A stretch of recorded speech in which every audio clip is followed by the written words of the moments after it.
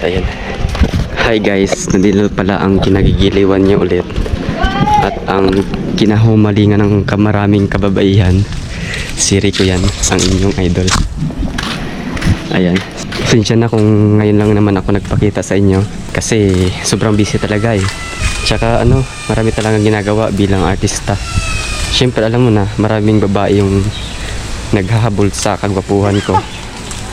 Tsaka ang hirap talaga pagsamahin yung yung oras ng pagiging artista at pagiging babaero. Hindi, binibigyan ko naman sila ng oras. Pero ang hirap talaga. Guys, nandito pala kami ngayon, ako ngayon sa Romblon. Tsaka kasi kung ba't nandito ako, kasi ang dahilan kasi yan is mayroon akong vacation leave na 5 months sa aking bossing. So nagpayag naman siya na 5 months yung vacation ko. So pinili ko na magbakasyon dito sa Romblon. So ayan, nandito na ako. Tsaka ang ganda-ganda pala dito. Kasi nakarating ako dito 10 years ago na bago maging artista ako sa amin sa showbiz din sa Manila. Kaya nagulat ako nang pagpunta ko dito. Ngayon lang ako nakarating dito naman this September.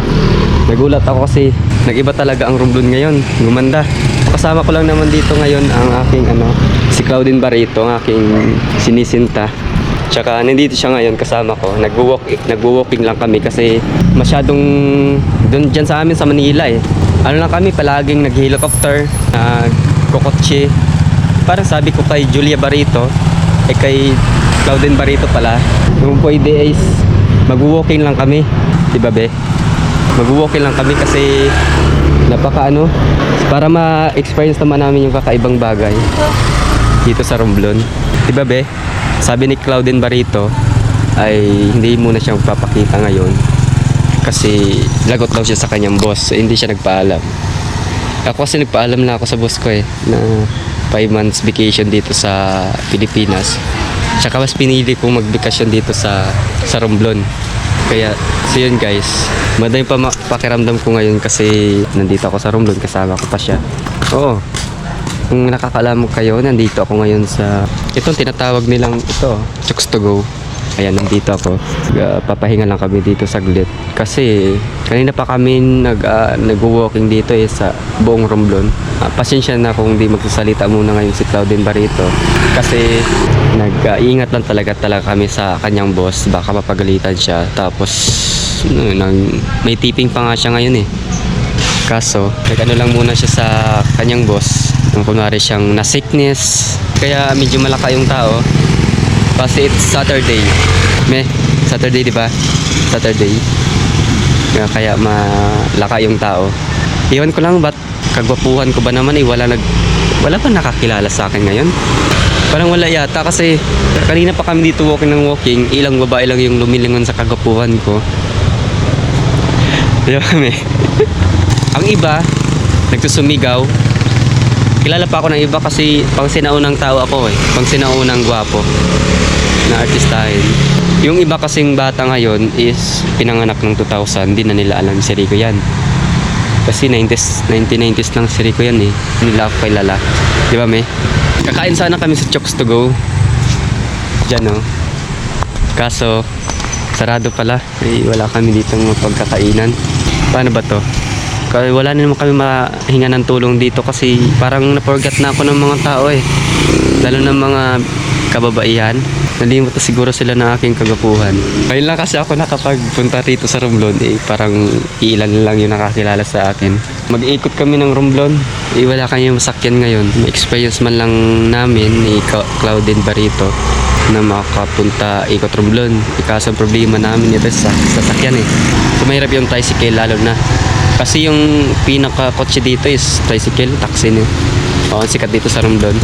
Ngayon ko lang alam na alaman ito na the best taxi in Romblon is tricycle. Kasi matagal na ako hindi nakapunta rito. Magmula nung maging artista ako sa showbiz at saka magmula nung habulin ako ng mga babae. Tapos yung Chooks to Go hindi pa bukas. Napakasakit kasi gutom na kami ni Claudine Barreto Yung Rico-yan nyo is nasira yung kapugian. Ako si Rico-yan pero hindi means na marami akong pera. Alam nyo, hindi lahat ng artista kasi maraming pera. Ang ibang artista, gwapo lang ang meron pero walang pera. Tulad ko, marami akong pera sa bangko pero wala akong dala ngayon. Pasensya na guys, kagwapo wala kasing dala ko ngayon eh. Okay lang na kunin yung pagkagwapo ko o hold upin yung pagkagwapo ko ni Rico yan. Huwag lang yung pera kasi mahirap talaga yung kitain yung pera eh. Diba me? Gusto nyo makita si Claudine Barreto? Sabi ng mga babae, gustong gusto nila si Rico yan. Kaya ngayon marami ako sigurong viewers ngayon kasi hangang-hanga sila sa kagupuhan ko. Diba be? Diba? Gwapong-gwapong boyfriend mo, diba? Rico yan mo yan. Gusto ko daw makita ng mga fans mo. Gusto makita eh. Wala talagang dala ngayon pero si Rico yan sa sa Romblon kasi natatakot kasi akong natatakot akong hold up dahil ba sa gwapo ko ba naman at sa mukhang mayaman, so natatakot akong hold up. Ang dala ko lang ay kapugian tsaka ang aking sinisintang si Claudine Barreto. Gusto siya na guys ha. Gusto niyo ba silang makita? So hirap at siya pag Sabado. Kasi sa amin kasi kadalasan doon sa Manila puro helicopter na lang yung dinadala namin eh. Pero experience naman to. Grabe. Claudine Barreto ko. Kilala ko. Aray ko. Pasensya na. Siya kasi sawang-sawa na kami sa mga kotse eh. Ganyang kotse oh. Ganyan yung mga sinasakyan namin. Experience na sana ito. Excited na ako makapag ride kasama aking minamahal na si Claudine Barreto. Parang natatakam na ako sa tinapay ni Kuya Boknoy eh. Natatakam na ako sa tinapay ni Kuya Boknoy eh. Gusto ko na kanina pa tayo dito eh. Basta masaya naman ako ang Rico-yan niya na gutom kasi first time natin makapunta. First time ko na ma-experience na nagugutom ako. Alam na, mahal tayo ng mga taga-Romblon. Kaya nga lang, ibang taga-Romblon dito, Romlomanon, ay hindi na pa nakakilala sa akin na ang poging-poging Rico. Rico yan, nyo. Parang gusto ko nang bumili. Yummy. Gusto mo ng tinapay? Gusto ikaw magbaka yung bidyanta. Para gusto ko na makita ng mga fans mo. As Claudine Barreto nila. Mapapagalitan siya ng boss niya ni Coco Martin na na director, bahala siya. Sabi ni Coco Martin, nag-text nga sa akin na hoy, ikaw daw Rico yan, masyado kang ba't dinala mo pa yan si Claudine Barreto sa Romblon? Nagtitiping nga kami, nagtitiping nga daw sila. Di ko naman yung kasalanan kasi sabi ni Claudine Barreto sa akin na sasama nga daw siya. Hindi siya magpapaiwan dun sa Manila.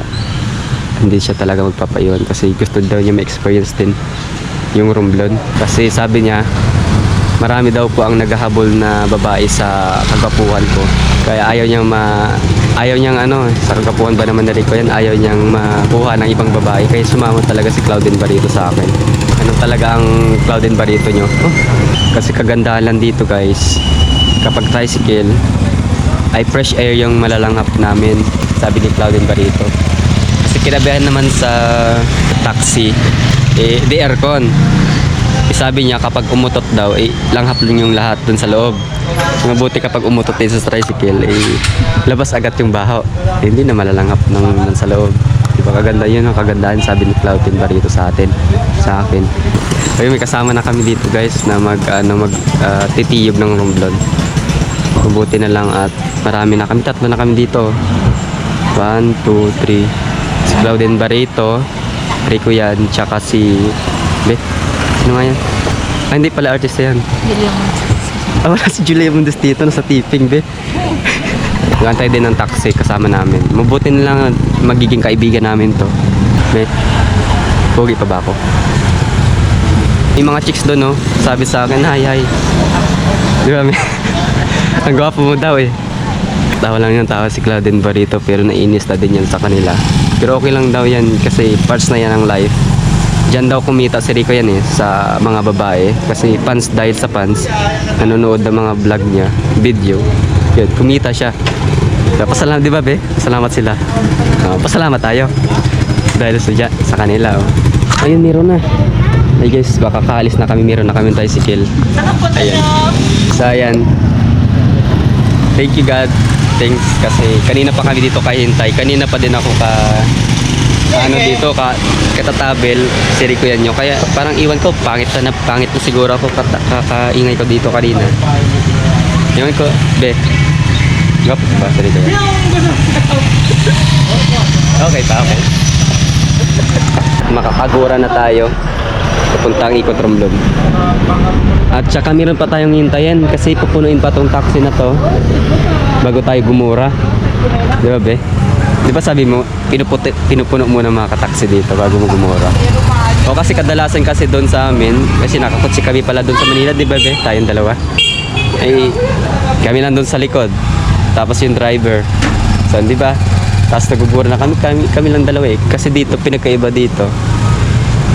Dami kang kasama. Tsaka masaya. Siyempre masaya din kami noon. Doon sa Manila. Grabe. Ilang minuto na. Ha? Masaya. Oo. At dito, mas masaya kasi mas marami. Kasi after nito, another vlog para sa Tiyog Romblon namin. Ni Julia Barito nyo. Ayun, may pants nga kami oh. Ayun oh. Gapong-gapo sa akin ng mga babae. Ayun oh. Tapos sabi na, Rico yan, tagal na daw na hindi nakauwi dito sa Romblon. Kasi 10 years na ako na hindi nakauwi ng Romblon eh. Magmula na naging artista ako. Diba? Diyan ako kumita sa mga fans natin, sa mga babae, di ba? Dahil sa kanila, kumita tayo, di ba? Dahil sa gwapo ko. Sa suporta nila. Diyan tayo kumita. Di ba? Kaya, minsan kasi siya nagagalit sa akin. Si Julia Barito nagagalit yan. Kasi sabi niya, minsan nag-serious din siya eh. Kasi sabi niya, okay lang naman kasi yung fans na yan, na mga babae daw, nabul sa akin. Ay, dyan na kami kumita eh. Okay lang naman. Pero minsan, may pagka-ano talaga siya, magpakalitik-litik eh. Oo. Iwan ko nga, parang namumukoy lang yung minsan eh. Kasi sabi niya, yun nga, nagagalit nga daw siya sa mga babae na habol-nabol sa kagapo na Rico yan. Kaya pagpasensyahan niyo na, ganyan talaga siya. Okay lang yan, kasi in-accept ko naman yung mga ganung bagay. Kasi alam ko naman yan, bilang artista, ganun talaga yung problema namin. Hi guys, bye-bye. Kahit na kanina pa ako dito is kami, gwapo pa rin si Rico yan nyo. Diba? Gwapo pa rin yan, huwag kayong mag-alala. Gwapo pa rin yan. Inaalagaan niya ni Julia Barito, ni Claudine Barito ang face ni Rico yan. Diba be? Thank you very much.